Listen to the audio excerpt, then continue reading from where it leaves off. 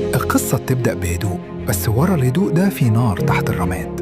في مدينة لوس أنجلوس في راجل اسمه نيل ماكولي، منظم هادي وبارد جدا، بس في نفس الوقت خطر.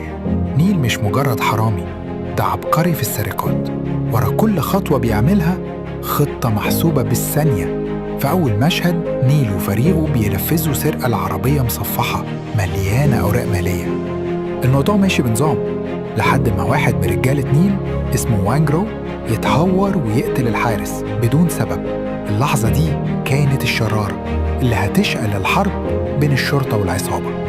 على الناحية التانية في فينسنت هانا، محقق شرطة مش طبيعي، راجل عايش لشغله بيطارد المجرمين كأن حياته متعلقة بيهم. ولما يسمع عن السرقة يعرف على طول إن اللي وراها مش عصابة عادية، لا، دي ناس محترفة. من اللحظة دي يبدأ